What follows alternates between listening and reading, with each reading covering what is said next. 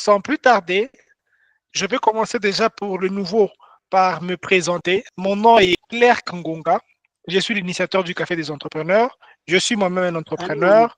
Je suis encore consultant dans plusieurs entreprises. J'offre des services principalement qui cadrent avec le digital. Mon entreprise, ce que je fais en termes de conseils, tout cadre vraiment avec le digital, mais aussi la communication, encore maximum digital. C'est un peu ça ma casquette. Je ne vais pas trop prendre du temps sur moi. L'honneur est à Jean-Claude. Jean-Claude qui est avec nous ce soir. Jean-Claude, avant de démarrer, peux-tu nous dire qui tu es? Quel est ton parcours? Comme ça, on peut partir sur cette base-là. Bien, bien, bonjour à tous, bonsoir à tous. Qui je suis? Là, je pense que ça pourrait prendre longtemps. En fait, depuis une quinzaine, un peu plus, depuis une vingtaine d'années, je suis coach maintenant.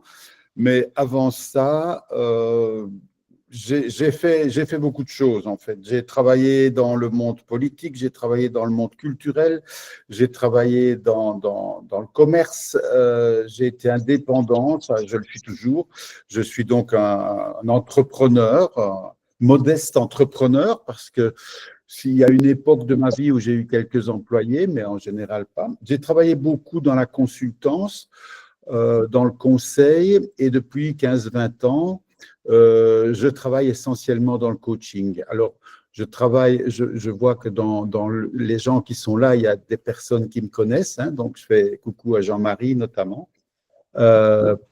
Et je travaille beaucoup pour motiver les jeunes dans le cadre des compétitions World Skills, que Lubumbashi commence à connaître, puisque maintenant, grâce au métier, au SMF qui se tient au centre, voilà, dont le nom m'échappe, le centre, comment il s'appelle le fameux centre à Lubumbashi là, Oh, Claire, Le aide-moi. centre de ressources. Le centre de Oh, ressources. non, non, centre de ressources, mais le centre où on fait le SMF, le très beau bâtiment dans le Hypnose. centre de Lubumbashi. Le complexe Hypnose. hypnose, oui. Au centre Hypnose depuis 2018. J'ai créé et accompagné les compétitions des jeunes, et depuis cette année maintenant, depuis 2024, la RDC entière, donc tout le Congo, est reconnue par l'organisation internationale World Skills. L'objectif, c'est le relever l'excellence des entrepreneurs, des jeunes, de la formation dans le pays dans lequel nous travaillons. World Skills travaille sur environ 125 pays à travers le monde. Moi, j'ai travaillé pendant 12 ans pour la Belgique, ce qui m'a permis de voyager dans les compétitions internationales au Brésil, à Abu Dhabi, en Russie, un peu partout dans le monde. Et avec l'équipe du Congo que j'ai participé à créer et à avancer.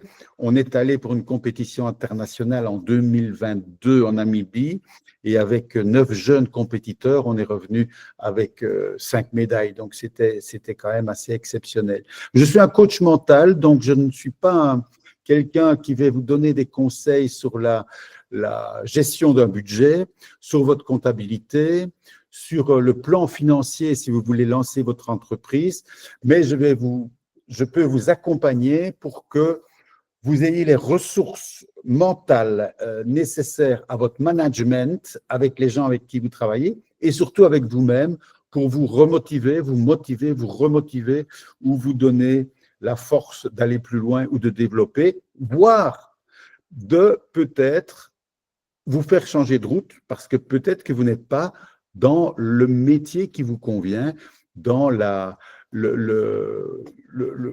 choix que vous avez fait n'est pas nécessairement le bon. Alors, je ne vous donnerai jamais de conseils, mais je vous accompagnerai pour que vous fassiez, vous, les bons choix. Voilà, en gros. Très, très bien et très intéressant ce que tu fais, Jean-Claude. Sans plus tarder, alors, nous allons vraiment nous lancer dans le vif du sujet. Mais j'aimerais en fait que les gens un peu essaient de comprendre aussi ce que tu fais dans le sens coaching. En fait, les gens pensent qu'un coach, il est là pour donner des conseils, pour, comment dire, leur donner la marche à suivre. Mais à t'entendre, on a une compréhension différente. Est-ce que tu peux essayer de donner la différence entre le coaching et peut-être la consultance? Quand il y a quelqu'un, quand on parle de consultance, on voit conseil derrière. C'est quoi la différence entre un coach et un consultant ou quelqu'un qui conseille? Eh bien voilà, j'ai été consultant, donc je peux en parler. Et je me suis rendu compte que la consultance n'amenait pas à grand-chose parce que la consultance, c'est partir d'un modèle. Voilà, vous voulez vous lancer comme entrepreneur ou vous êtes entrepreneur, vous rencontrez une difficulté, qu'elle soit une démarche commerciale, le développement d'un produit, d'un service ou autre. Et en tant que consultant, je vais venir passer un petit peu de temps avec vous pour voir comment vous travaillez et vous dire, ouais, je pense que vous devez faire comme ceci, comme ça, et vous donner une façon de travailler. Alors, dans certains cas, je ne dis pas que c'est inutile. Il y a certains moments où c'est bien, sauf, il y a toujours un grand danger, c'est que moi, je ne suis pas vous.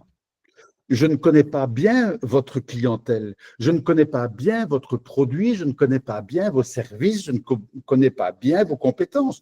J'ai discuté avec vous pendant quelques jours, même peut-être quelques semaines, mais c'est bien peu pour connaître l'âme d'une entreprise et votre âme et votre personnalité. Alors le coach, lui, il vient simplement parce qu'il est persuadé, c'est le principe du coaching, que vous, en tant qu'entrepreneur, vous avez toutes les qualités nécessaires et si vous ne les avez pas, vous allez aller les chercher ailleurs autour de vous parce que vous n'êtes pas capable de tout faire. Mais souvent, vous dites, ah oui, mais si je vais chercher un autre, il va me prendre mes idées, il va pas, etc. Non, non, non, non, c'est pas comme ça que ça fonctionne. Vous avez une idée, vous allez la développer, vous avez votre entreprise, les autres, ils vont travailler avec vous. Et le coach, il est là pour révéler le potentiel qui est en vous.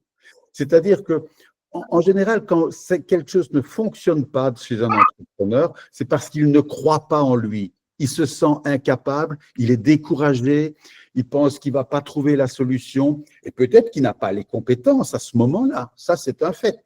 Mais les compétences, on peut les acquérir. Il y a les compétences techniques et les compétences mentales. Le coach, il travaille sur les compétences et pas sur les compétences techniques. Alors, je ne sais pas si j'ai été clair. Donc, le coach, il accompagne la personne, il lui pose des questions pour que la personne trouve elle-même les solutions. Parce que les solutions, c'est vous qui les avez, c'est pas le coach. La différence avec le consultant, où le consultant, il vient avec des solutions, mais c'est des solutions qui sont générales et qui ne sont pas toujours adaptées à chaque individu ou à chaque entreprise. Voilà, donc le consultant, voilà. Est-ce En que tout cas, j'étais merci clair? beaucoup, Rastin, très très clair pour moi. Merci OK. beaucoup pour cet éclaircissement. D'ailleurs, parce que les gens pensent que quand on fait le choix d'un coach, c'est quelqu'un qui, sur moi, est là pour nous dire quoi faire.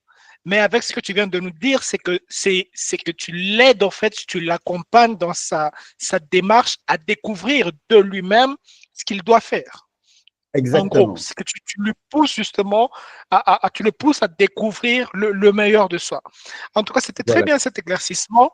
Et c'est ça qui va me permettre déjà de rentrer dans le vif du sujet. Aujourd'hui, partout sur Internet, sur les réseaux sociaux, on nous parle du développement personnel. Il y a même des gens, des jeunes, qui sont devenus des millionnaires parce qu'ils vendent des formations en développement personnel. Aujourd'hui, le développement personnel est devenu la clé pour plusieurs pour dire que quand on se développe soi-même, on devient beaucoup plus performant, beaucoup plus efficace dans ce que nous entreprenons. Déjà sur base, pour permettre à tout le monde de bien comprendre, je ne vais pas moi personnellement définir c'est quoi le développement personnel. Encore une fois, je reviens à toi, Jean-Claude. Est-ce que tu pourrais d'abord nous éclaircir sur le concept même du développement personnel? C'est quoi le développement personnel? Le développement personnel, c'est prendre conscience de toutes les capacités que nous avons, nous, personnellement, nos capacités et positives et négatives, hein, parce que personne n'est parfait. Donc, c'est ce qu'on appelle un peu l'estime de soi, quoi. L'estime de soi, c'est avoir un regard objectif sur ce qu'on est, avec nos qualités, avec nos défauts, avec ce qui nous convient bien dans notre manière de faire, avec ce qui nous convient bien, ce qui nous convient moins bien et dans ce qui est le moins fort. Et le développement personnel, c'est de développer simplement notre personnalité pour la rendre la plus efficace et la plus efficiente possible, tout en ne niant pas nos difficultés, en étant objectif, en étant clairvoyant, en étant juste par rapport à nous-mêmes. Ce n'est que ça, c'est s'améliorer dans la vie professionnelle, mais aussi dans sa vie personnelle, évidemment. Voilà.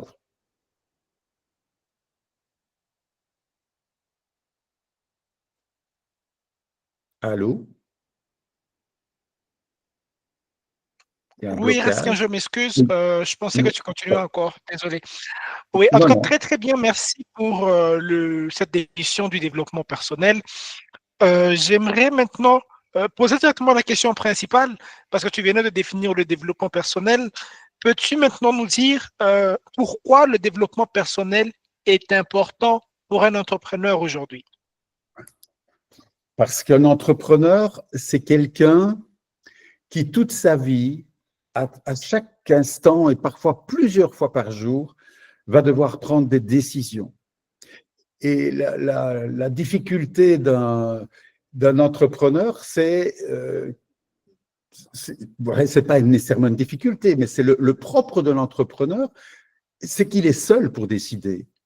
Qu'il soit à la tête de 10 000 personnes ou qu'il soit avec tout seul, à un moment donné, il doit prendre une décision et personne ne peut prendre la décision à sa place. Alors, pour prendre une décision, il faut être sûr de soi, il faut avoir confiance en soi, il faut avoir une estime de soi et il faut être conscient de nos compétences, de nos qualités et de nos défauts.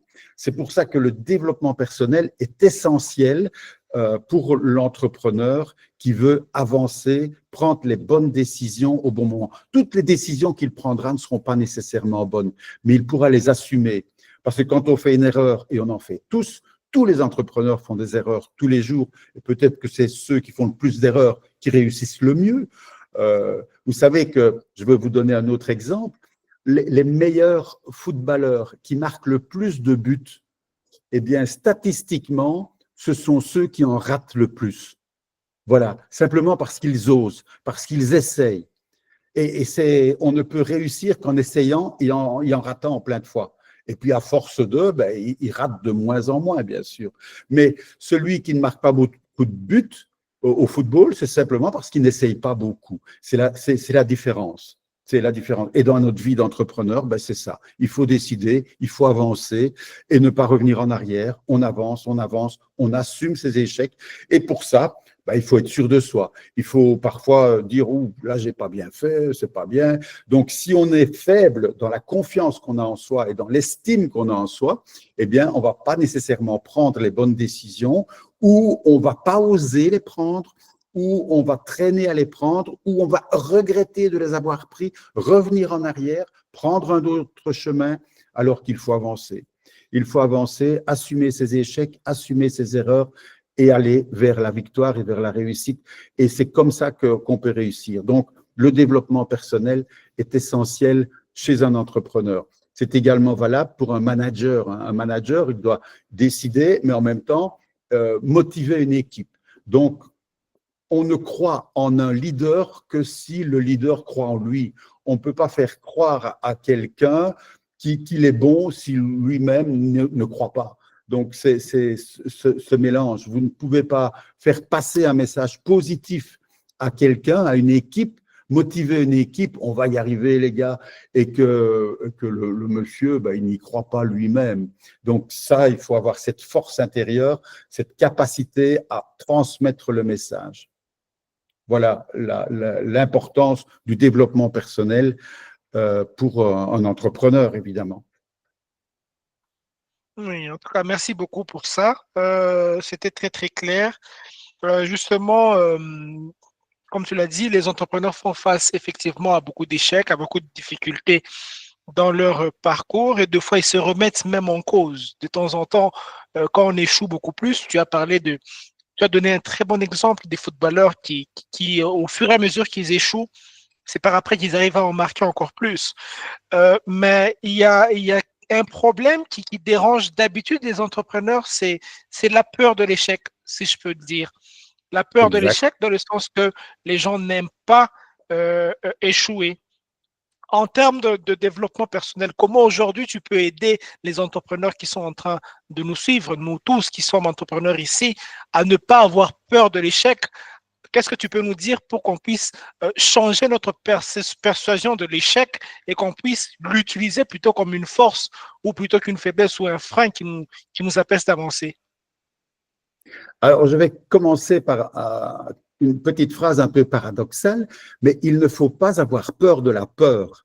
C'est tout à fait humain et normal d'avoir peur. Euh, ce n'est pas sain de ne pas avoir peur. Heureusement qu'on a peur.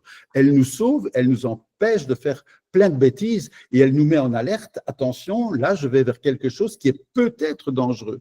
Toute la différence, c'est d'accepter les bonnes peurs qui sont réelles, qui sont nécessaires. Et la difficulté qu'on a, c'est que on laisse venir, on se laisse envahir par de nombreuses peurs qui, elles, sont inutiles et n'ont pas de raison d'être. Ça n'a aucun sens à certains moments d'avoir peur. Donc, il faut déjà trier les peurs qu'on a, voir celles qui sont justes et celles qui ne servent à rien. Ça, c'est une première chose. Après, il faut affronter la peur et l'affronter, c'est pouvoir la regarder objectivement, l'analyser et ne pas avoir peur de l'erreur ou de l'échec. Vous savez, je cite souvent dans mes coachings de groupe, je donne souvent deux exemples. Euh, Vous connaissez, je pense qu'en Afrique, vous connaissez tous Walt Disney, en tout cas la compagnie Disney qui fait des films, qui fait des cinémas, qui font des séries télévisées, etc. Walt Disney, il a commencé avec Mickey. Il a fait beaucoup de dessins animés, il est mondialement connu. Eh bien, Walt Disney, c'est lui qui a aussi créé des grands parcs d'attractions à travers le monde, principalement aux États-Unis. Il y en a un en Europe. Eh bien, il était déjà très connu, il avait gagné des prix, il était déjà très riche et il a eu l'idée de faire un parc d'attractions. Un premier parc d'attractions. C'est lui qui a inventé la notion de parc d'attractions avec des jeux et des choses ainsi. Vous avez peut-être déjà vu ça à la télévision. Et eh bien, on est dans les années 50, 40, 50. Il est reconnu internationalement. Il a déjà eu des Oscars de cinéma pour des chefs-d'œuvre qu'il a créés, etc. Eh bien, il dit, je vais aller chercher les banques pour que les banques m'aident. Eh bien, il a dû, avant qu'une n'accepte de le suivre, il en a rencontré, tenez-vous bien, il en a visité plus de 350. 350 lui ont dit non, votre projet, ça ne marche pas, on n'y croit pas, ça n'ira jamais. 350. Ça, c'est un premier exemple. Le deuxième, c'est d'un inventeur. Un inventeur qui a une septantaine d'années, c'est M. Dyson. Il fait des aspirateurs qui coûtent très, très cher. Personnellement, je n'en ai pas, c'est beaucoup trop cher pour moi. Mais c'était un concept nouveau. Il voulait faire un aspirateur sans sac à l'intérieur. Vous voyez les aspirateurs qui prennent la poussière, il y en a dans les hôtels et des choses comme ça. Eh bien, il le dit lui-même, il a échoué plus de 4000 fois, plus de 4000 fois. Il a dû recommencer ses plans, recommencer ses essais, recommencer ses maquettes avant que son aspirateur ne fonctionne, avant qu'il ne puisse aller trouver, montrer quelque chose qui fonctionnait par rapport à son idée, que tout le monde trouvait un peu fantaisiste, qui n'avait pas de sens, etc. 4000 fois. Donc, s'il avait eu peur de ses échecs, et je pense qu'il y a longtemps qu'il aurait arrêté, hein, et il n'a pas eu peur, il avait une idée et il y a cru. Alors, j'imagine qu'il a eu des moments de découragement, mais il a continué, il a avancé. Et la force d'un entrepreneur, c'est de ne jamais abandonner. Moi, je viens d'arrêter le coaching après 12 ans avec l'équipe belge des World Skills. Et ce qui m'a été dit quand j'ai choisi d'arrêter, parce que Alors, je n'arrête pas de travailler, mais je veux davantage travailler avec l'Afrique. C'est pour ça que je suis là aujourd'hui. Et donc, la Belgique me prenait beaucoup de temps. Et après 12 ans, j'avais un peu fait le tour. Et on m'a dit, mais Jean-Claude, ce que tu as amené, la principale chose que tu as amené à toutes nos équipes pendant 12 ans, c'est que depuis que tu es là, plus personne, jamais, n'a abandonné. Et ça veut dire qu'ils ont fait plein d'erreurs, ils se sont trompés de nombreuses fois, ils ont échoué un nombre incalculable de fois, davantage bien encore que d'avoir des médailles, mais ils n'ont jamais abandonné. Et ça, ce sont les petites graines que j'essaye de mettre dans les personnes que je rencontre, que je croise ou que j'accompagne. Simplement, ne pas abandonner. Arrêter n'est pas abandonner. Arrêter pour changer de direction, c'est pas un abandon. C'est parfois de la lucidité de se dire ben, peut-être que ce n'est pas mon choix. Et ça, on le travaille évidemment pour bien être sûr que ce n'est pas le choix. Est-ce du découragement ou simplement de la lucidité? Et ce sont toutes ces finesses qui sont affrontées en permanence dans le coaching. C'est simplement, est-ce que quand je fais ça, est-ce que j'abandonne? Est-ce que je vais dans le mur? Est-ce que je vais à l'échec? Est-ce que je fais une erreur? On n'en sait rien. Parfois, il faut y aller pour savoir que c'est une erreur. Mais ce n'est pas grave. OK, ce n'était pas le bon chemin. J'ai trébuché, j'ai marché sur un caillou, je suis tombé, mais je me relève. Je donne toujours cet exemple des petits-enfants que nous avons tous été. Nous avons tous été des bébés qui avons appris à marcher. Et là, on ne se posait pas de questions. Alors, si vous avez des enfants, si vous voyez vos petits frères, vos petites sœurs, vos voisins, quand vous avez entre 1 an et 2 ans, l'âge vers lequel on apprend à marcher, observez ces bébés, observez-les, le nombre de fois où ils se ratent, où ils se cassent la figure, où ils se font mal parce qu'ils tombent sur une pierre, parce qu'ils sont fâchés, ils se mettent en colère d'avoir raté, d'être tombés. Ils sont tristes, ils sont déçus, mais est-ce qu'ils abandonnent? Si vous êtes là aujourd'hui debout sur vos 2 jambes, eh bien, c'est parce que vous n'avez pas abandonné. Dans les affaires, c'est la même chose. Vous allez rater un nombre incalculable de fois, mais il faut toujours se relever, avancer et vous tombez, vous allez encore le faire. Tout le monde tombe, tout le monde. Surtout ceux qui réussissent. Réussir, c'est se tromper. Réussir, c'est faire des erreurs. Pas d'erreur, pas d'essai, pas de réussite. Voilà, Claire. Donc, c'était très pertinent et très intéressant. Jean-Claude, il y a un point qui dérange en fait les entrepreneurs, dans le sens que, tu vois, je prends l'exemple de l'Afrique, la vie courante, elle est déjà pressante. Il y a un devoir pour ceux qui gèrent déjà des familles, il y a un devoir familial, il y a un devoir de soi-même d'abord, un bien-être personnel dans le sens de stabilité, que ce soit financière et autres. Et il y a une peur qui se crée pour l'entrepreneuriat.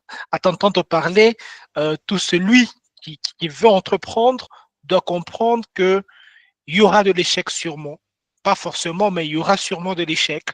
Mais quand on voit l'échec en Afrique, ce que quelqu'un peut s'investir à un niveau tellement peut-être énorme pour lui-même et il perd sa stabilité. Sa stabilité, c'est-à-dire qu'il a par exemple investi toutes ses économies et il ne sait plus tenir avec ses devoirs de famille.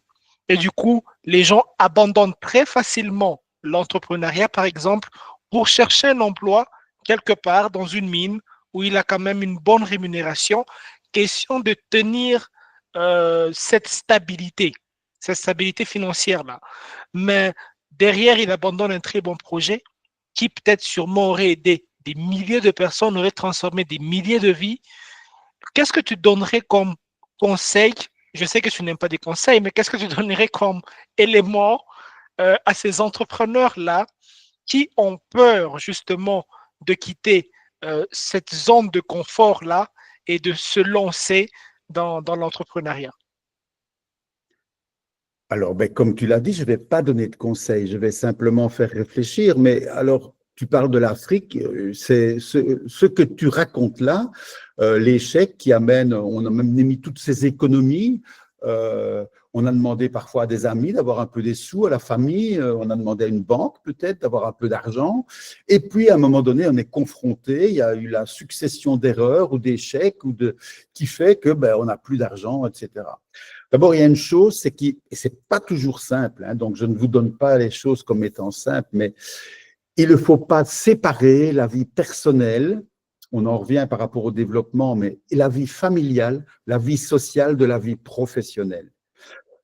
Pour moi, il y a la vie, c'est un tabouret à 3 pieds. Vous voyez, il y a la vie privée, moi en tant qu'individu, c'est un pied de mon tabouret.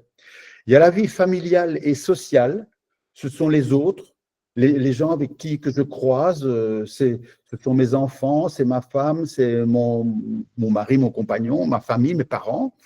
Et puis, il y a la vie professionnelle. Et s'il y a un des trois, le tabouret, il ne tient pas. Donc, quel que soit, il faut toujours trouver un équilibre entre ces 3 pieds. Et ça, c'est essentiel.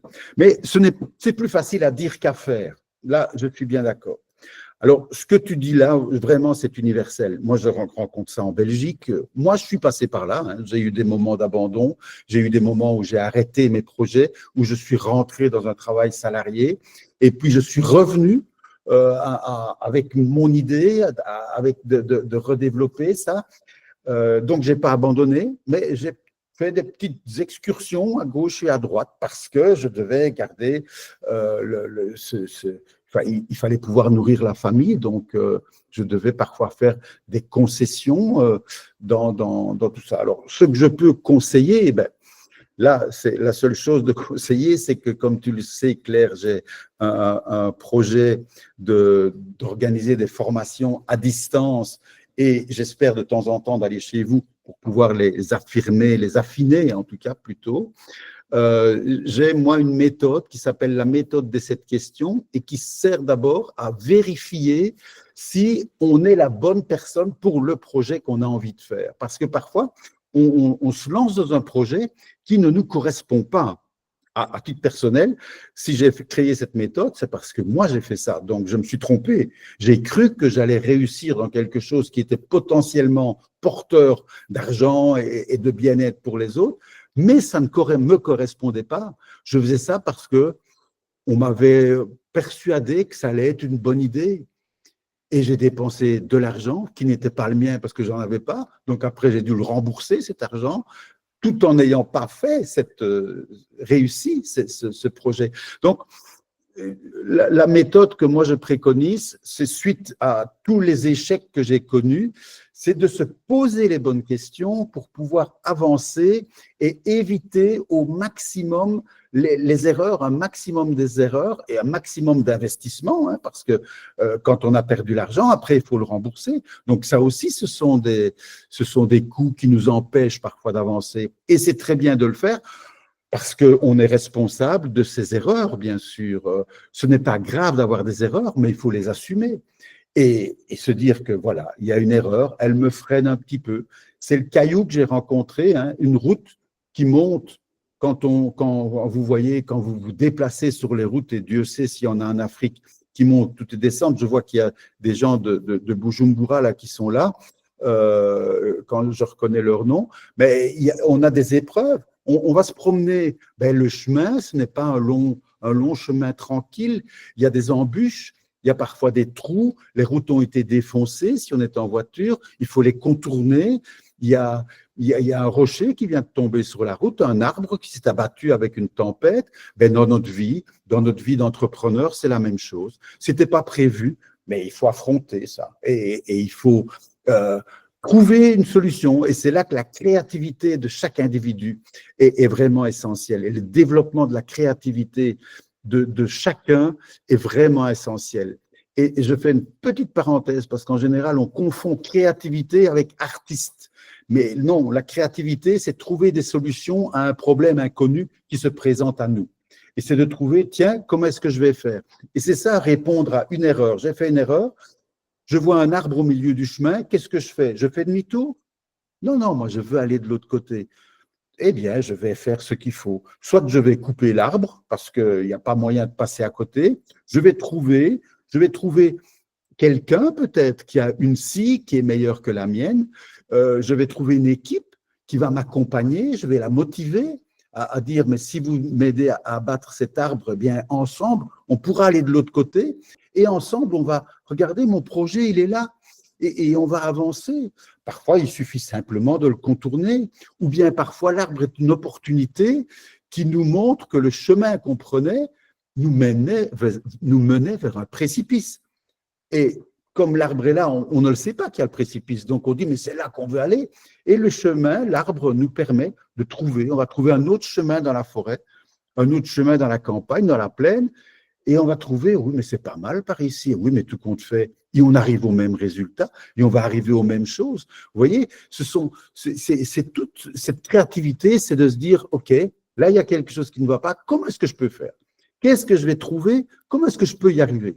Alors, de nouveau, ce n'est pas le coach qui a la solution, mais c'est lui qui va vous aider en vous posant des bonnes questions, à vous aider à développer votre créativité, à surmonter, pas l'échec, mais l'obstacle. C'est l'obstacle que vous avez. Parce que les échecs et les erreurs, en général, ce ne sont pas des échecs, c'est simplement qu'on bute sur un obstacle. Il peut être moral, il peut être physique, il peut être financier. Il y a plusieurs façons, plusieurs obstacles possibles qui sont devant nous. Mais comment est-ce que je fais pour continuer à avancer? Et est-ce que ma manière de réagir, elle est juste? Ça aussi, c'est une question qu'il faut se poser. Est-ce que je suis bien dans ce que je dois faire pour avancer? Et est-ce que ça correspond à mes valeurs? Donc, un entrepreneur, il a des valeurs. Est-ce que l'entreprise qu'il a correspond à ses valeurs? Et c'est tout ça que dans ma méthode de cette question, on développe et on travaille évidemment pour essayer non pas de faire un plan financier qui tient la route, etc., mais être cohérent et de pouvoir soutenir ce projet devant peut-être les gens qui nous prêteront de l'argent, en montrant notre conviction et que notre conviction, elle est sincère, sereine et absolue et carrément accrochée à notre tripes et qu'on va aller jusqu'au bout parce qu'on y croit. Et quand on y croit, les gens vous croient, les clients arrivent, les banquiers vous prêtent de l'argent parce qu'ils croient en vous, puisque vous croyez en vous, pourquoi est-ce que les autres ne croiraient pas en vous? Un des problèmes de la difficulté à réussir, c'est que la personne ne croit pas suffisamment en elle. Alors, vous voudriez que les autres croient en vous et vous ne croyez pas en vous. Ben, c'est déjà un paradoxe, hein? Commencez par croire en vous et les autres croiront en vous. Est-ce que j'ai répondu, Claire? Oui, c'est parfait. En tout cas, merci beaucoup pour ce point, Jean-Claude, tu étais déjà en train de répondre à l'autre question que j'avais juste après ça. On a parlé des échecs, on a parlé du développement personnel dans le sens large, comment il aide à surmonter tous ces péripéties qui peuvent arriver sur la route de l'entrepreneur. Je vois que tu as déjà la méthode des 7 questions qui est prévue, que tu offres dans ce que tu fais. Y a-t-il des habitudes, outre les 7 questions, que tu peux conseiller? J'évite encore une fois conseiller, pardonne-moi, que tu peux donner aux entrepreneurs qui sont là pour justement rester motivés à long terme. OK? Parce qu'aujourd'hui, quand tu échoues 10 fois, tu échoues 15 fois, le moral, il change. Ça devient autre chose. On ne réfléchit pas de la même manière. As-tu une habitude, une formule, je ne dirais pas magique, mais une formule qui peut permettre à ce que l'entrepreneur qui va se réveiller demain et qui a échoué le vendredi ou hier samedi, demain lundi, il se réveille avec plus de carburant, plus de courage pour affronter encore plus son quotidien? Je n'ai pas une formule, je reviens toujours aux exemples que j'ai déjà donnés. Le monsieur Dyson qui a recommencé 4000 fois, lui, parce qu'il a dit, bon, il faut que j'y arrive. Et plus près de chez nous, vous, regardez-vous, je vous ai déjà donné l'exemple. Quand vous étiez petit, vous ne vous en souvenez pas. Mais sachez que vous avez recommencé, vous êtes tombé, vous avez eu des échecs des dizaines et des dizaines de fois avant de pouvoir marcher. Et vous ne vous êtes pas posé la question, vous ne vous êtes pas dit « ouais, j'ai essayé 3 fois, maintenant j'abandonne, c'est trop dur pour moi ». Vous vous êtes pas posé la question, l'objectif. Et c'est la première des choses, c'est que être sûr que ce dont vous rêvez, à quoi vous voulez arriver, il est vraiment ancré en vous. Ça fait aussi partie de la méthode. C'est bien de déterminer est-ce que c'est vraiment ça que j'ai envie de faire. Et alors, on passe en revue toute une série de critères pour vérifier que ce n'est pas la mode, que vous ne suivez pas une mode, que ce n'est pas pour faire plaisir à papa ou à maman ou à quelqu'un ou à un cercle d'amis ou au café des entrepreneurs où vous avez débattu d'un nouveau projet et que tout le monde se dit « Oh, mais moi, je vais faire ça, ça a l'air bien. » Oui, non, ça a l'air bien pour 1, 2, 3 personnes, mais tout le monde ne doit pas se précipiter. Donc, on vérifie d'abord, est-ce que le projet que vous avez vous correspond? Ça, c'est la première des choses. Et est-ce qu'il correspond à vos valeurs, à vos compétences, à vos envies, à votre rêve? Est-ce qu'il va vous apporter ce que vous souhaitez pour être heureux dans la vie? Et quand je dis de nouveau, quand je parle de la vie, je parle de la vie professionnelle, familiale, sociale et personnelle. Familiale et sociale, pour moi, c'est un seul pied de tabouret, hein, n'oubliez pas. Un tabouret à 3 pieds, familial, social, personnel, professionnel. Et s'il y a un des pieds qui ne fonctionne pas, l'équilibre et on s'écroule. Voilà. Donc c'est ça. Est-ce que votre projet vous correspond vraiment? Si vous correspond vraiment, ne comptez pas les échecs. Et d'abord, vous ne les compterez pas, vous avancerez. Vous avancerez, vous avancerez, vous avancerez. Et chez nous, on dit des gens qui achètent une maison, ou bien qui achètent une maison, et parce qu'ils ils la trouvent, c'est vraiment la maison dont ils ont envie. Donc, ils grattent leurs sous, ils font des économies, ils vont à la banque, etc. Et puis, ils disent, bah, il va falloir qu'on décore un peu la maison, il va falloir qu'on l'arrange un petit peu pour qu'elle soit à nos goûts, pour qu'elle soit plus confortable, etc. Il y a des travaux à faire. Je pourrais vous présenter des dizaines et davantage de personnes qui ont dit, oh là là, mais quand on a commencé les travaux, on a abattu ceci. Et Jonathan, qui nous regarde et qui est dans la rénovation de bâtiments, il doit savoir de quoi je parle. On a abattu ceci, puis on s'est rendu compte qu'il y avait ça qui n'allait pas. Et puis on s'est rendu compte qu'il fallait aussi refaire l'électricité. Et puis on s'est rendu compte qu'il y avait des fuites d'eau. Et puis on s'est rendu compte, et on avance, et on avance, et on en fait de plus en plus, de plus en plus. Et puis à un moment donné, la maison, elle est refaite, elle est magnifique et elle correspond vraiment à ce qu'on voulait. Et quand je parle avec ces gens-là, eh bien, ils disent, si on avait su toutes les difficultés on n'aurait jamais acheté la maison. Mais voilà, ils sont tombés dessus, ils ont avancé parce que cette maison, ils la voulaient, ils en rêvaient et petit à petit, ils ont surmonté tous les obstacles, toutes les difficultés et ils ont refait les plafonnages, ils ont refait les carrelages, ils ont refait l'électricité, ils ont refait les boiseries, ils ont refait les fenêtres, ils ont refait les portes. Et petit à petit, si on leur avait dit, voilà, et si on dit à un entrepreneur aujourd'hui, vous savez, c'est très bien de faire, eh bien, vous savez que vous allez avoir autant d'échecs. Il y a ça que vous allez avoir. Est-ce que vous avez pensé à ceci? Est-ce que vous avez pensé à ça? Est-ce que vous avez pensé à ceci? Ben déjà, ça, c'est un premier test. Et il y a déjà des gens qui disent, oh non, c'est trop difficile, moi, je vais travailler dans la mine. Hein. Ce sera là au moins, je vais travailler mais 10, 12 heures par jour. Puis je rentre et puis je suis tranquille. C'est la différence entre un entrepreneur. Et je ne dis pas que l'entrepreneur est meilleur que le salarié qui va travailler à la mine, ce n'est pas ça du tout. Mais si vous n'avez pas cette capacité à continuer à avancer, à surmonter les échecs et les obstacles, eh bien, ne vous lancez pas. Et ma méthode de cette question, c'est ça. Il vaut mieux un bon employé, un bon salarié, un bon ouvrier qu'un mauvais entrepreneur. Et l'entrepreneur, il a besoin d'avoir des bons salariés, des gens qui y croient, des gens qui en veulent, des gens qui vont avancer avec vous. Et vous, salariés, vous avez besoin d'un bon entrepreneur. Et tout le monde ne peut pas être entrepreneur et tout le monde ne peut pas être salarié. Sachez simplement, et ça c'est le rôle du coach, le coach, il s'en fiche de ce que vous voulez. Ce qu'il veut, le coach, c'est que vous soyez heureux dans ce que vous entreprenez. Et entreprendre, ce n'est pas nécessairement avoir une entreprise, c'est entreprendre sa propre vie. Et ça, c'est une entreprise et elle peut être longue, semée d'embûches, d'échecs, d'erreurs, mais rempli de réussite et de bonheur aussi. Ça, c'était très, très bon, très parfait. Tu as sûrement motivé plusieurs. Je vais poser ma dernière question avant de donner à tout le monde maintenant la parole et la possibilité de poser sûrement, il y a plusieurs questions qui sommeillent déjà ça et là.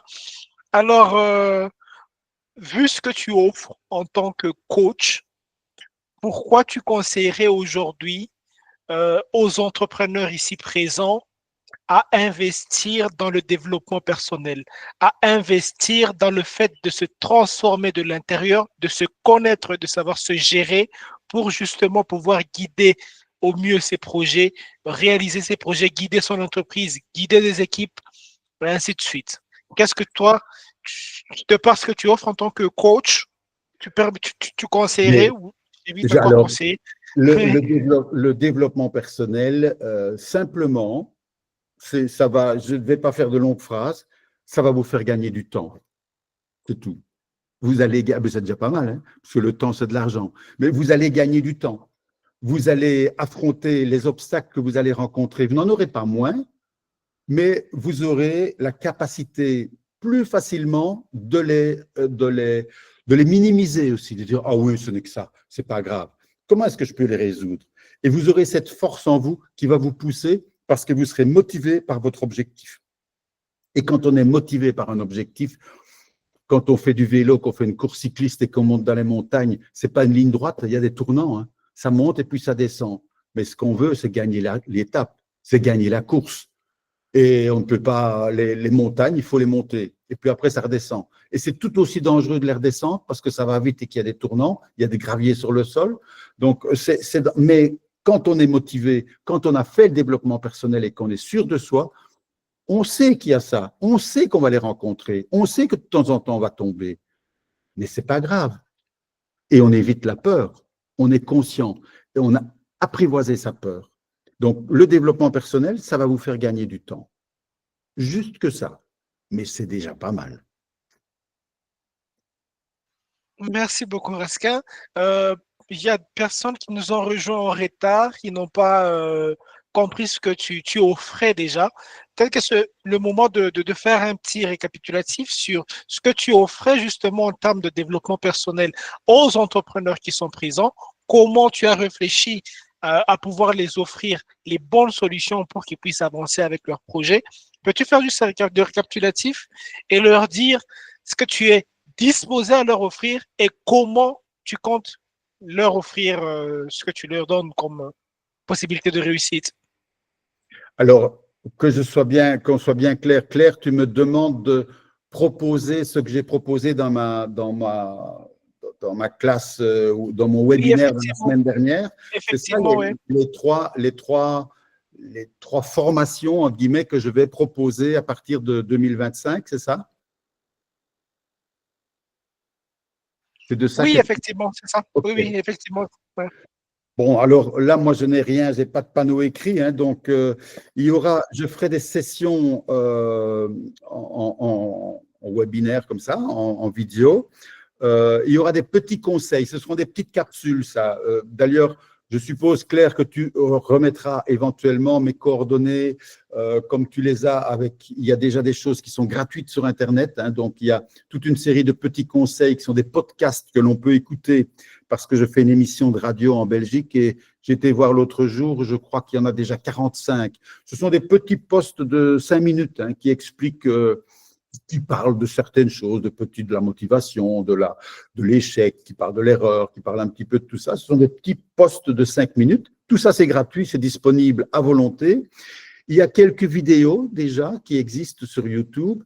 Et alors, ce que je vais à partir de 2025, je ne peux pas vous donner encore la date exacte, mais à partir de 2025, il y aura 3 produits que je vais mettre en ligne. Il y aura les petites capsules, des capsules d'1 heure d'échange, etc., à plusieurs, qui coûteront $10. $10. Et vous les prenez quand vous avez envie, quand un thème vous intéresse. Voilà, vous venez et vous suivez la capsule avec possibilité de… évidemment, il faudra payer pour avoir accès aux autres. Une fois que vous aurez payé, vous pourrez aller les télécharger et les regarder. Il y aura alors 2 formations. 2 formations qui vont durer 1 an chacune. Et là, vous serez mis à contribution. Vous aurez la possibilité, il y en a une, c'est comment, en gros, se développer, le coaching, le management, etc. Et l'autre, celle dont je viens déjà de vous parler, qui est peut-être celle qui vous convient le mieux, c'est les 7 questions, ma méthode des 7 questions. Que vous ayez un projet qui est déjà en cours, que vous ayez une entreprise, que vous soyez déjà dans cette entreprise, pour le remettre un peu à jour, voir un petit peu si vous êtes dans le bon, ou bien que vous ayez un projet de créer cette entreprise, ben c'est une méthode en 7 questions dont je vous ai parlé tantôt, qui se base principalement sur qui vous êtes, votre parcours, d'où vous venez, etc. Quelles sont vos forces, quelles sont vos faiblesses, qui développent l'estime de soi. Bien analyser votre projet, pour qui et pourquoi vous le faites, et puis après, donc ça c'est une phase de réflexion, et puis après une phase d'action, qui est comment vous allez vous y prendre, quelles sont les étapes à suivre, quand vous allez vous y prendre, comment vous allez établir votre planning et votre rétro-planning, ça on ne va pas en parler maintenant, j'y reviendrai, et puis de combien vous allez avoir besoin, alors pas uniquement de l'argent, mais de combien vous allez devoir, combien de temps, combien de personnes vous allez devoir rencontrer, combien de formations peut-être vous allez devoir faire, combien d'outils, si vous travaillez dans du service, dans des produits, dans un commerce ou dans du service simplement, combien de temps vous allez consacrer, etc., etc., etc. Donc voilà, ça c'est une méthode, ça durera 1 an, ça va s'étaler sur 1 an environ. Il y aura des vidéos, évidemment, en direct. Il y a possibilité de poser des questions. Il y aura un livre que vous pourrez télécharger. Il y aura des exercices que vous ferez, vous, moi, qu'on corrigera ensemble, mais c'est vous qui devrez faire les exercices. Il y aura des vidéos, je l'ai dit, il y aura un livre. Ben voilà, je pense que j'ai dit l'essentiel. Et évidemment, une fois que vous êtes abonné à cette formation, vous pouvez envoyer des questions, réponses individuellement et je vous réponds quand c'est possible. Je n'ai pas toujours les réponses, hein, donc, mais on cherche les solutions, en tout cas ensemble. Est-ce que j'ai tout dit? Est-ce qu'il faut parler des montants?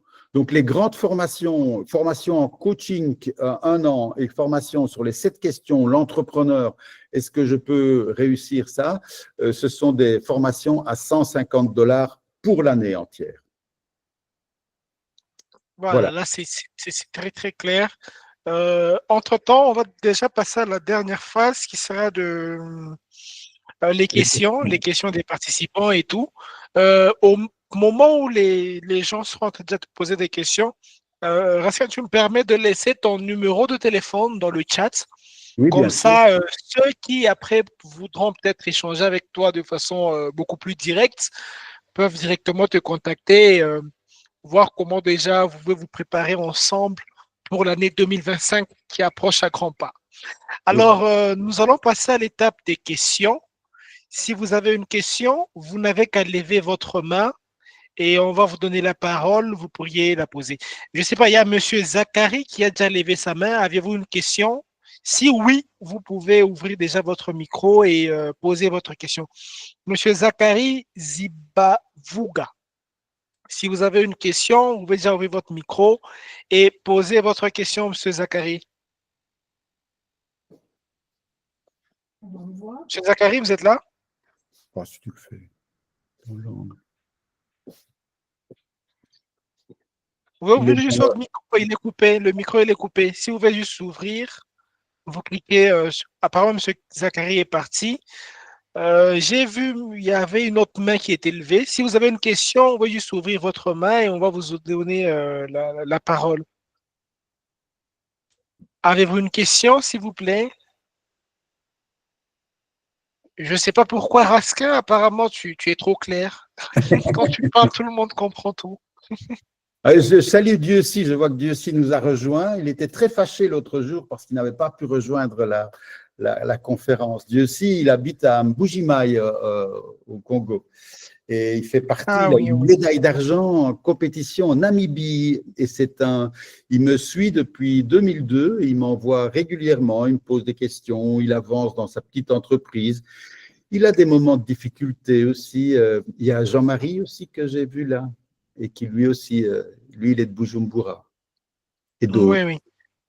Alors, il y a Monsieur Jean-Marie qui a levé sa main. Monsieur Jean-Marie, après, on va prendre Monsieur, l'autre, c'est peut-être Monsieur Psygène qui va aussi poser la question. Monsieur Jean-Marie, vous ouvrez votre micro et posez votre question. Bonjour et bonsoir. Ma Bonjour, question, bonsoir. oui, ma question c'est comment on devient un entrepreneur permanent?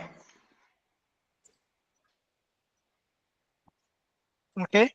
OK, ben, en le voulant, en ayant un projet, en ayant fait le bilan de qui on est, de ce qu'on veut, de nos compétences, de nos qualités, et en ayant un projet. Et moi, le projet, je ne peux pas l'avoir pour vous. Mais on peut chercher ensemble éventuellement un projet.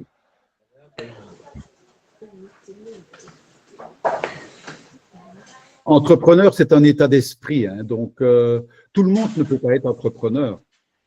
Si vous n'avez pas la fibre de l'entrepreneur, et ce n'est pas un défaut, c'est loin de là, loin de là. Mais si vous n'avez pas ça, vous ne deviendrez jamais un entrepreneur. Entrepreneurs sont des gens qui ont l'esprit d'indépendance, qui en général sont un peu des rebelles, hein, ils refusent un peu l'autorité, ils ont envie d'avoir un patron qui leur dit ce qu'ils doivent faire, ils sont un peu autonomes, ils sont créatifs, ils sont motivés, et puis ça, mais on ne devient pas entrepreneur, on a ça en soi. Et il y a des gens qui l'ont en soi et qui ne s'en rendent pas compte, et donc ils passent à côté de quelque chose, et il y a des gens qui voudraient l'avoir, qui essayent toute leur vie. En général, ils ne le deviendront jamais. Merci beaucoup, Jean-Claude. Je pense que tout est clair. Alors, il y a deux Monsieur Jean-Marie. Il y a Oui, Monsieur Jean-Marie Daïchimi et il y a Monsieur Jean-Marie Vianney oui. Bassobossé. Monsieur Jean-Marie Vianney, vous aussi poser votre question. C'est Jean-Marie Ndakimiye qui pose la question. Ah oui, oui. Je pense que la réponse Oui, a été bonne. je Merci suis beaucoup, Monsieur satisfait. Jean-Marie. Merci Et vous, beaucoup. merci. Alors, on va passer à Monsieur Jean-Marie Vianney. Vous pouvez aussi poser votre question. Ah, merci Avant de beaucoup, ce prendre Jean-Marie Monsieur Vianney Achoubé. Bassabosse. Je suis de Goma, au Nord Kivu, République démocratique du Congo. Je vous remercie vraiment pour l'exposé. Je vous ai pris en cours parce que je n'avais pas le message, je n'avais pas lu le message avant le temps. Mais en vous prenant en cours quand même, j'ai eu à capitaliser certains aspects pour lesquels je voudrais poser la question. J'ai bien compris que vraiment les beaux entrepreneuriat, c'est d'abord soi-même, sa personne, sa vision, ses objectifs. Mais on le fait, cet entrepreneuriat, on peut le faire n'importe où, même si on travaille dans une autre entreprise, dans les services qu'on occupe. Mais alors, j'ai une question, c'est par rapport quand on évolue dans un système managérial qui pose problème.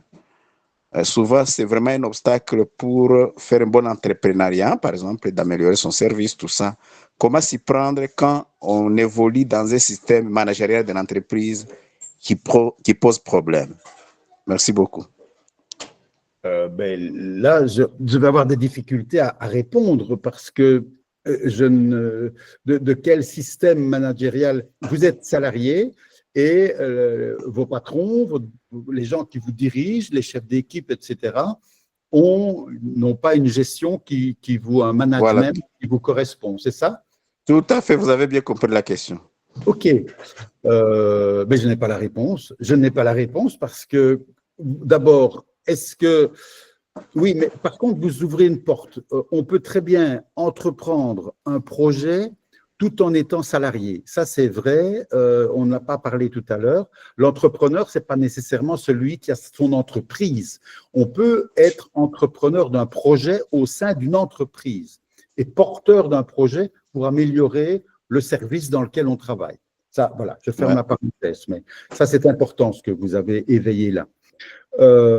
Comment ça fonctionne? Écoutez, moi, en Belgique, j'ai été plusieurs fois appelé, soit par la direction, soit par des personnels, dans des entreprises où il y avait des soucis de management.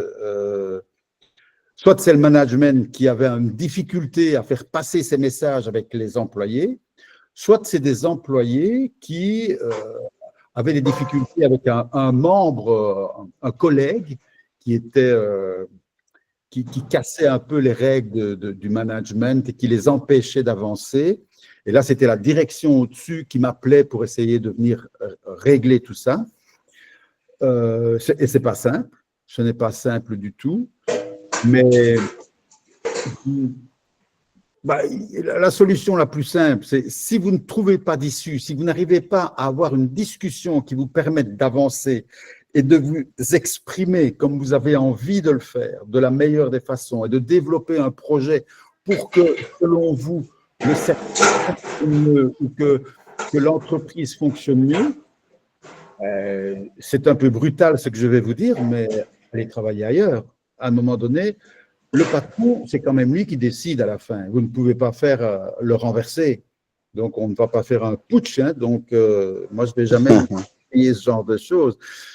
À un moment donné, si vous voyez qu'il y a un mur total, et là, vous n'êtes pas seul, vous avez beau avoir la meilleure volonté du monde, à un moment donné, quand il y a un obstacle qui est un patron dans l'entreprise qui vous empêche de réaliser ce que vous avez envie de faire, là, c'est comme l'arbre au milieu du chemin. Hein. Il faut le contourner et donc il faut prendre un autre chemin et éventuellement quitter l'entreprise. Je ne vous dis pas de quitter l'entreprise, mais c'est une des solutions.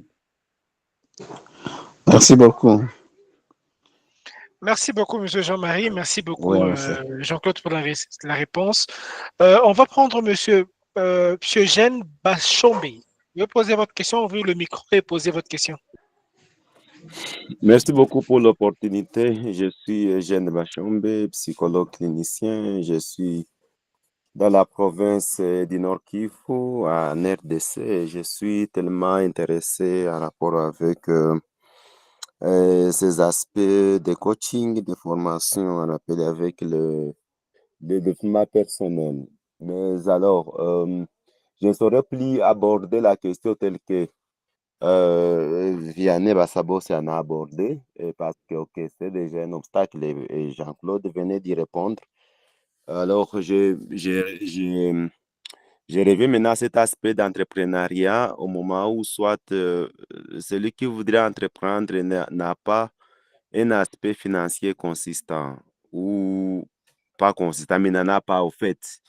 Comment parvenir à entreprendre? Deuxième chose, je voudrais comprendre par rapport au planning de 2025. Est-ce que toutes ces formations, les modules, seront toujours sanctionnés par un document, un certificat, un diplôme, tout ça, pour au moins un besoin de vouloir valoriser ce qu'on a comme nouvelles connaissances ou bien compétences?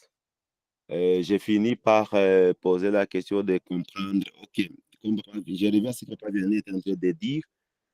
Est-ce qu'il est possible qu'on soit, comme je le disais, dans un service et qu'on puisse essayer de créer un service parallèle pour vouloir faire son entrepreneuriat?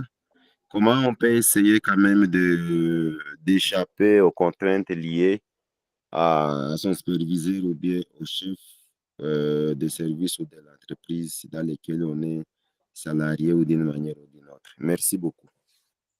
Voilà, je ne sais pas si je vais répondre à tout. D'abord, je salue le Nord Kivu. Ma première visite au Congo, c'était en 2010 et c'était dans le Nord Kivu, une mission. On s'est peut-être rencontrés parce que j'avais rencontré à l'époque de nombreux psychologues. J'étais à Goma, à Beni, à Butombe,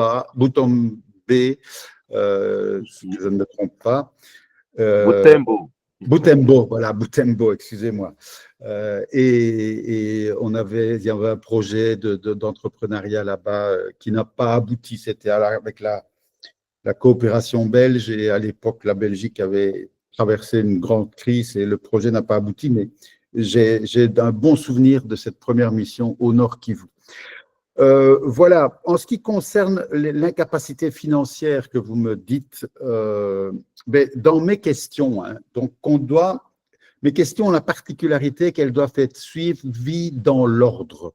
L'ordre de ces questions est très important et on ne peut pas passer au-dessus d'une question en disant j'y répondrai plus tard. c'est la différence, c'est la valeur ajoutée, si vous voulez, par rapport à ma méthode, par rapport aux méthodes de marketing traditionnelles de créer d'entreprise, c'est que j'ai donné un ordre logique pour qu'on ne mette pas toute son énergie dans quelque chose alors qu'on n'a pas la base. C'est vraiment créer une colonne vertébrale à un projet. Et dans ces 7 questions, la dernière question, donc je ne dis pas que c'est la moins importante, mais c'est celle qu'on ne peut se poser que quand on a répondu à toutes les autres, c'est combien d'argent? Vous ne pouvez pas vous bloquer à ne pas vous lancer sous prétexte que vous n'avez pas d'argent. Parce que quand votre projet va être construit, pas de A à Z, mais de 1 à 7, en tout cas de 1 à 6, la question 7, qui est le combien, non seulement d'argent, mais de tout ce qui rentre dans la question combien, dont l'argent, eh bien, on ne peut pas y répondre si on n'a pas répondu aux 6 questions précédentes. Ça, vous pouvez retourner comme vous voulez, et si vous commencez par celle-là, et beaucoup de gens font cette erreur-là, c'est de commencer par « est-ce que j'ai de l'argent pour faire ce que je veux faire ?» Et la question, l'interlocuteur, il va répondre « mais de combien as-tu besoin ?» Mais on ne le sait pas en fait. Et on part parce que le projet n'a pas été bien construit, donc on part avec des chiffres, soit qui sont trop faibles, soit qui sont trop forts, mais de toute façon qui ne sont pas justes. Et s'ils sont justes, c'est l'effet du hasard.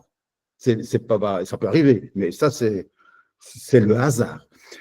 Donc moi, ce que je vous invite, c'est d'avoir, la question de l'argent, de l'incapacité financière ou financière, vous allez voir que parfois, vous allez rentrer, quand vous aurez votre projet, il est au point, vous savez combien il vous faut, vous allez voir combien c'est plus facile de trouver l'argent, et parfois, c'est d'avoir moins d'argent que ce dont vous pensiez que vous avez besoin. Et vous allez trouver peut-être des partenaires qui vont travailler avec vous. Et l'argent, c'est les moyens, mais l'argent est un des moyens, mais ce n'est pas le seul. Il y a d'autres moyens. Vous savez, vous avez besoin d'une machine, il faut que j'achète la machine. Il faut absolument que j'achète cette machine-là. Ben, peut-être vous avez un voisin qui peut vous la prêter, cette machine-là, parce qu'il ne s'en sert plus ou qu'il a arrêté. Peut-être que vous pouvez la louer, ce qui coûte déjà beaucoup moins cher. Et quand vous aurez des sous, vous pourrez la faire. J'ai accompagné comme ça une entreprise qui était au bord de la faillite au Sénégal, une petite dame qui faisait de la transformation de céréales. Quand je l'ai vue, elle m'a fait visiter son entreprise. Ça a pris que quelques jours, elle a dit, il me faut de l'argent. Elle venait me trouver pour que je lui donne de l'argent pour pouvoir. Et j'ai dit, non, moi je ne donne pas d'argent. Donc je préviens déjà tout le monde, ne me demandez pas d'argent, je n'en donnerai pas. C'est un petit clin d'œil, mais c'est parce que déjà on me demande parfois ça. Je ne donne jamais d'argent. D'abord parce que j'en ai pas beaucoup, et en plus parce que ce n'est pas la bonne solution. Eh bien, cette dame, je lui ai dit, je ne vais pas vous donner d'argent, mais j'ai été voir et tout était mort. Ah non, qu'elle dit, je n'ai plus de personnel, je n'ai plus personne, je vais être jeté à la porte parce que le propriétaire ne veut pas de moi. Et je lui ai donné, excuse-moi Claire, je me contredis, mais quelques conseils quand même, mais je lui ai surtout rendu confiance et je lui ai donné des pistes. Eh bien, 6 mois après, je suis retourné au Sénégal. Entre-temps, on s'était entendu au téléphone quand même pour que je la suive un petit peu. Non seulement elle avait réglé toutes ses dettes, elle avait acheté un bâtiment, elle avait fini la location, elle avait pu acheter un bâtiment, elle avait réengagé la trentaine de dames qui travaillaient avec elle et même au-delà, et elle avait été invitée au Salon Agriculture à Paris pour montrer sa spécificité dans une niche artisanale pour la diaspora. Donc, 6 mois, en 6 mois.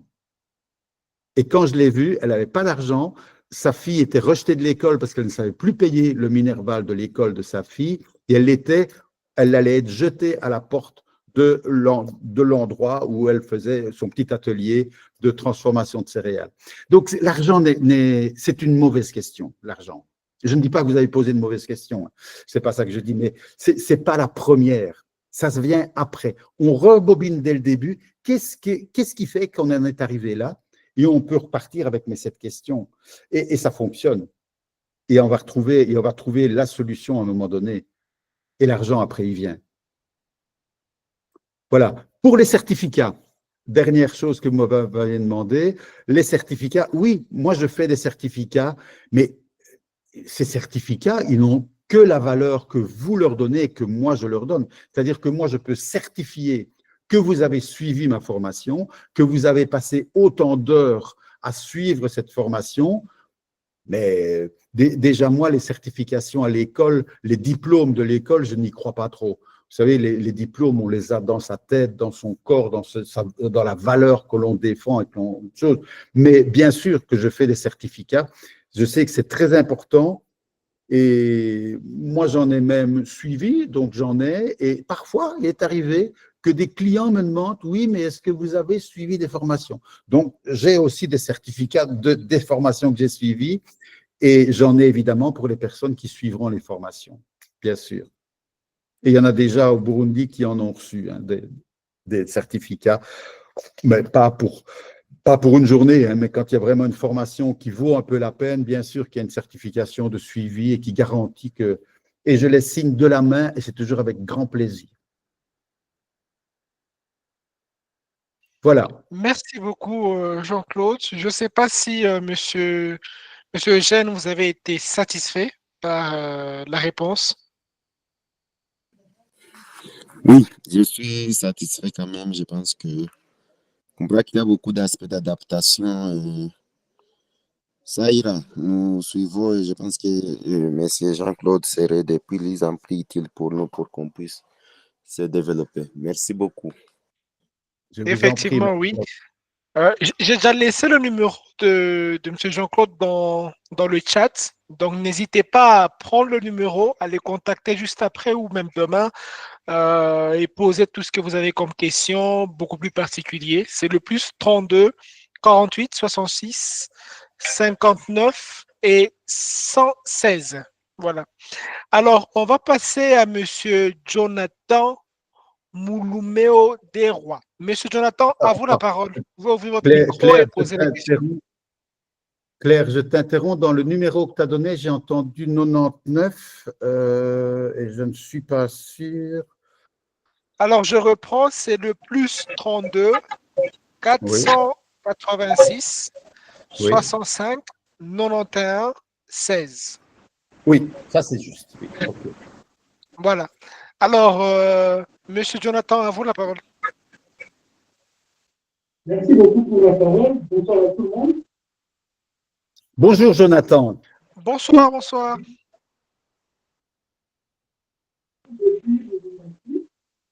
Je suis ingénieur en électricité, mais également mentor électricien de Lubumbashi. J'ai été avec encore plusieurs fois et je suis encore une fois très content et très Je vous entends très mal. Hein. Vous êtes loin du micro, je pense. Il y a beaucoup de… Je ne vous entends pas bien. Essayez de vous approcher du micro, si c'est possible.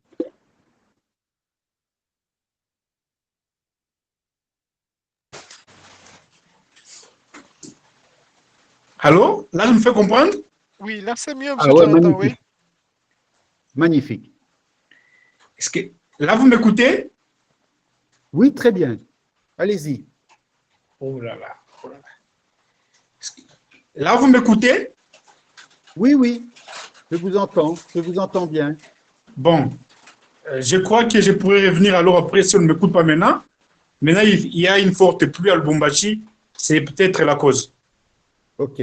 Mais là c'est parfait.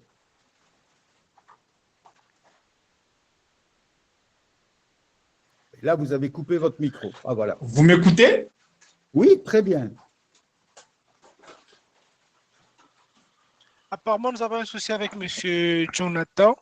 Entre-temps, le temps qui… Bon, monsieur je Jonathan, pourrais revenir après alors si on ne m'écoute pas. Ok, est-ce que vous pouvez juste écrire dans le chat votre question? Comme ça, on va essayer d'y répondre après. Alors, en entendant que vous êtes en train d'écrire, monsieur Diossi Mutombo, vous pouvez poser votre question.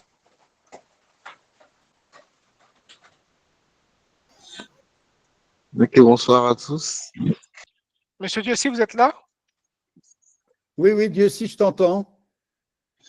Ok, moi, c'est pas une question en soi, mais c'est une préoccupation par rapport aux 7 questions que M. Jean-Claude a mentionnées tout à l'heure. Je ne sais pas s'il y aurait moyen de, peut-être dans le groupe WhatsApp ou après, essayer de lister. Je ne sais pas si j'ai raté, si vous l'avez listé, je ne sais pas. Je ne sais pas si on peut le faire, je ne sais pas, dans le groupe WhatsApp ou maintenant, si ça ne vous dérange pas, le temps qu'on note quelque part sur une feuille ou sur notre clavier. Alors Dieu si, toi tu étais inscrit de toute façon la semaine dernière et tu fais partie des 180 personnes qui étaient inscrites. Alors je ne sais pas, il y a une vidéo que j'ai faite, que j'ai montée de cet exposé de la semaine dernière où je reprends l'ensemble de cette question, les prix, etc. avec un tableau et tout ça. Je ne sais pas si ça a déjà été distribué parce qu'on avait un souci. La vidéo était trop grosse et moi, je ne suis pas du tout un informaticien. Je n'arrivais pas à la réduire suffisamment forte. Mais de toute façon, tu vas, à mon avis, dans les jours qui viennent. Moi, je ne sais plus rien faire. J'ai fait tout ce que je pouvais. On va voir avec Claire s'il y a moyen de la réduire encore pour qu'elle puisse passer. Mais vous allez tous la recevoir. Et je peux proposer d'ailleurs à Claire qui la diffuse également à tous ceux qui sont là ce soir, et bien sûr. Et là, tu auras toutes les réponses par rapport à cette question, Dieu si. D'accord, merci beaucoup. Je t'en prie. Merci Alors, beaucoup. comme on est dans un café des entrepreneurs, dans un café, il y a de la bière, donc moi, je vous dis à votre santé quand même. Je bois un coup. Ouais. Alors, on va prendre une dernière question. La question de Monsieur Aimé Patrick Manarakiza. Monsieur Aimé, vous pouvez poser votre question en entendant que Monsieur Jonathan est en train d'écrire sa question dans le chat. Monsieur Aimé, à vous la parole. Merci beaucoup, Monsieur Clerc. Bonsoir à tout le monde. Moi, seulement, c'est une préoccupation que j'aimerais seulement poser. J'aimerais savoir si cette session est enregistrée, que par après la formation, que vous pouvez partager à ceux qui l'ont raté. Puisque moi, je n'ai pas une bonne connexion, et c'est la raison pour laquelle je me suis connecté tardivement. Mais des chances que je viens juste de me connecter au moment où vous êtes en train de répondre à des questions. Donc, j'aimerais savoir si l'enregistrement pour cette section est fait et que vous allez partager avec nous le lien pour qu'on puisse suivre du début jusqu'à la fin. Merci pour ça.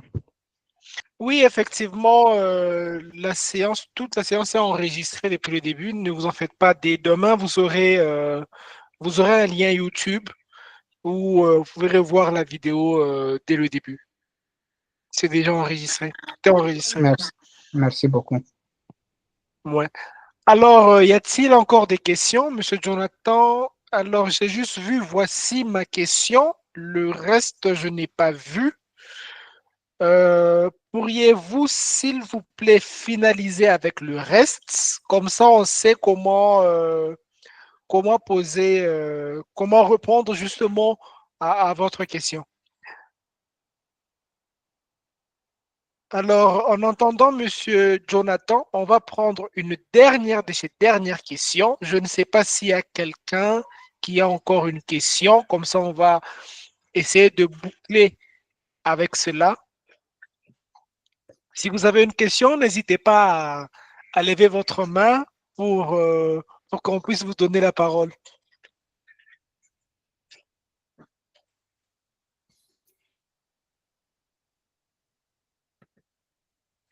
Apparemment, non. Monsieur Jonathan, on a. Ok, il y a monsieur. Ok, il y a monsieur Jonathan qui vient de finir avec sa question. Alors, Jean-Claude, il dit, partant de l'état de salarié, à quel moment faut-il quitter son boulot pour se lancer dans l'entrepreneuriat? Quand vous vous sentirez prêt et quand votre projet sera bien défini dans votre tête, et que vous aurez bien répondu à toutes les questions, que vous aurez mis en place tout ce qu'il faut pour pouvoir vous lancer. Je viens de connaître ça avec le fils de ma compagne. Le fils de ma compagne, il est déjà entrepreneur il est tatoueur. Et il est depuis 2-3 ans et ça fonctionne très bien.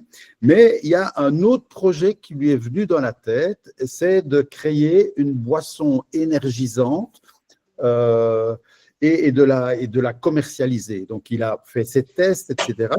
Et à côté de ça, il travaillait. Donc, c'était pas salarié, mais c'est le même cas de figure, quoi. Il travaillait avec un revenu régulier qui lui permettait de vivre, de payer son loyer, de se nourrir, etc., etc. Donc, et à un moment donné, ici, au début de l'été, ici, il dit, ça va, c'est décidé, j'arrête au mois de fin septembre, j'arrête mon boulot et je me lance là-dedans. Et alors, et sa maman, et son papa, et moi, on s'est posé des questions, on se dit, oh là là, là là là là, on n'est pas sûr que son projet soit vraiment prêt pour le moment. Donc, on ne peut pas empêcher quelqu'un de réaliser son rêve et d'avancer. Ça ne sert à rien. Dire non, ne fais pas ça, c'est le plus mauvais des conseils qu'on peut faire. Mais comment faire pour qu'il prenne conscience qu'il doit peut-être encore attendre? Eh bien, je ne sais pas. Je ne sais pas comment on s'y est pris. Et il n'y a pas que moi dans l'histoire, hein, donc c'est tout son environnement. Mais toujours est-il qu'au mois de septembre, donc il allait pouvoir arrêter. Il avait dit qu'il allait arrêter. Il y a un déclic qui s'est fait dans sa tête et il a dit, ben non, c'est pas très malin ce que je vais faire. Je vais continuer. Mon métier ne m'amuse plus, les clients ont changé, je ne suis plus, mais ça me permet de gagner ma vie et ça me permet d'avancer. Si j'arrête trop vite, je me rends compte que mon projet, il va prendre plus de temps que prévu pour être mis en place. Et si j'arrête trop vite, non seulement je ne vais pas pouvoir lancer mon projet, mais je n'aurai plus de rentrée financière. Donc, je ne vais plus pouvoir avancer. Et donc, c'est la catastrophe assurée. C'est parce qu'il va falloir après remettre de l'énergie pour essayer de trouver de l'argent. Et pendant ce temps-là, on ne fait pas avancer le projet. Donc, peut-être que vous allez faire un double emploi. Hein. Peut-être que quand vous allez rentrer, si vous êtes salarié, quand vous allez rentrer le soir chez vous, vous allez recommencer une deuxième journée pour avancer sur le projet que vous êtes en train de construire. C'est ce que fait mon beau-fils. Mais il le fait et ça ne le fatigue pas. Hein. Ça ne le fatigue pas parce qu'il est motivé, qu'il en a envie. Et même son travail de tatoueur, ça ne le dérange plus. Parce qu'il sait que c'est le moteur qui lui permet d'avoir la rentrée financière, qui lui permet de réaliser son projet et d'aboutir sur son projet. Donc, il a retrouvé un équilibre. Et il a un équilibre avec sa compagne également. Il est parti le week-end dernier, il est parti 2-3 jours en vacances avec sa compagne parce que, de nouveau, les 3 pieds du tabouret, il ne faut pas négliger les 3 pieds et vous donner à corps perdu. Et je sais de quoi je parle. J'ai eu certains projets, moi, il y a 30, 40, 50 ans, je ne suis plus tout jeune, où j'ai tout donné en négligeant tout le reste. Et ça a capoté. Vous savez, dans ma vie, j'ai plus raté que je n'ai réussi. Et ça, c'est quelque chose que vous devez vous dire. Tous les entrepreneurs ont plus raté qu'ils n'ont réussi. Quel que soit le métier, que vous soyez sportif, tous les grands sportifs ont plus raté qu'ils n'ont eu une médaille. Tous. Et les grands entrepreneurs, les plus riches du monde, ils ont plus raté qu'ils n'ont réussi. Ça, il ne faut jamais l'oublier. Mais ce qu'on dit chez nous, ne jetez pas la proie pour l'ombre. Tant que vous êtes salarié, vous avez un travail qui peut-être ne vous satisfait pas, mais il vous apporte de l'argent suffisamment pour pouvoir vivre et pour pouvoir, sur le côté, petit à petit, développer votre projet. Peut-être qu'à cause de ça, il va prendre un peu plus de temps, mais si vous arrêtez trop vite, l'autre ne pourra pas démarrer. Donc, prenez le temps et ne quittez pas la proie pour l'ombre. Merci beaucoup, Jean-Claude. Merci beaucoup. Je pense que pour tout le monde, les réponses ont été satisfaisantes.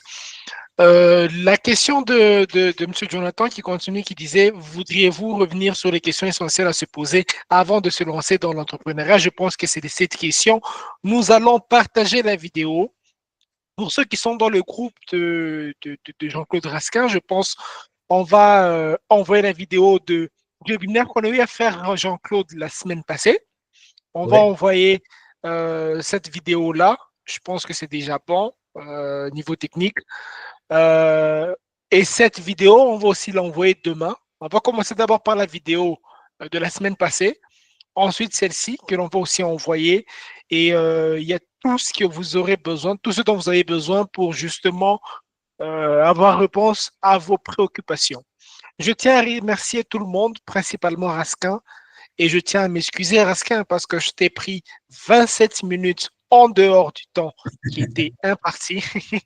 Je t'avais promis 1 heure, mais tu as vu l'ambiance, c'est allé au-delà. Je tiens vraiment à m'excuser. J'espère que pour tout le monde, c'était assez clair. Alors, il y a M. Jean-Marie qui continue, qui disait quelques ouvrages de base sur l'entrepreneuriat et le prix, voir Jean-Claude Raskin. Effectivement. Alors, il y a le numéro de Jean-Claude qui reste encore dans le chat, le temps que nous finissons. Il est là, c'est le avec mon nom, j'ai aussi une page Facebook professionnelle, j'ai un site internet et j'ai une page YouTube où il y a déjà aussi des petites vidéos qui vous expliquent toute une série de choses, notamment sur les 7 questions. Mais elles sont un peu résumées. C'est pour vous appâter, évidemment, mais il y a déjà tout ça qui existe. Et comme les podcasts, mais ça, vous aurez toutes les références dans la vidéo que vous allez recevoir, avec tous les liens qui vont vous permettre d'aller écouter les podcasts qui existent et d'aller voir les vidéos qui existent déjà. Oui. Alors, pour ceux qui veulent le contact direct, je le répète encore, il est dans le chat, mais je peux le répéter, c'est le +32 486. Je le dis avec le français belge, hein, 486 65 91 16. Pour le francophone, c'est 400, c'est beaucoup plus bizarre. 400, comment on dit, 76, je sais pas. Non. Pour les Français, ça reste 86. 86, ouais. C'est 86. Pour les Français, qui change, c'est 80, 91, ouais. Alors, merci beaucoup, Raskin. Merci pour ta présence. Merci beaucoup pour tout le monde. Merci déjà, Raskin, d'avoir accepté cette invitation. Merci à tout le monde d'être là, d'avoir pris ce moment de partager entre entrepreneurs sur ce sujet qui est le développement personnel. Demain déjà, avant la fin de la journée, vous aurez le replay ou la rediffusion de ce webinaire en vidéo que vous allez voir sur YouTube, sur notre chaîne YouTube du Café des Entrepreneurs. Vous aurez tous les éléments là-dessus. Comme je l'ai dit au tout début, le Café des Entrepreneurs, c'est un espace que j'ai initié depuis maintenant 9 mois. C'est l'âge de la grossesse. J'en ris. Depuis maintenant 9 mois, depuis le mois d'avril, où nous nous retrouvons comme ça un dimanche vers 20h et nous échangeons sur un sujet clé pour des entrepreneurs, pour ceux qui veulent créer quelque chose, pour ceux qui veulent évoluer. Aujourd'hui, nous avons eu l'honneur de recevoir monsieur Jean-Claude Raskin, que j'apprécie beaucoup. On s'est rencontrés à Lubumbashi le mois dernier et on est parti pour beaucoup de collaborations. Merci en tout cas, Jean-Claude. La semaine prochaine, j'aurai l'honneur de recevoir monsieur. J'ai beaucoup de gens ce mois-ci. J'aurai l'honneur de recevoir monsieur Jean-Albert Nitout. Je ne vais rien dire là-dessus. Vous allez en apprendre plus la semaine prochaine. J'espère que vous serez là. Je vais me faire violence pour ceux qui ont reçu le communiqué en retard, de vous communiquer tout ce qu'on va faire la semaine prochaine, toujours à 20h, bien avant. Déjà demain, je vous donnerai tous les éléments nécessaires pour être présent au webinaire qui va se tenir le dimanche 15 décembre prochain, toujours à 20h pour ceux qui sont à Lubumbashi et Bujumbura et à 19h pour ceux qui sont à Kinshasa et Bruxelles. Merci beaucoup à tous. Je tiens à vous souhaiter une excellente soirée et je vous donne rendez-vous pour le dimanche prochain. Merci et au revoir. Merci à vous tous. Merci à vous. Merci. Merci.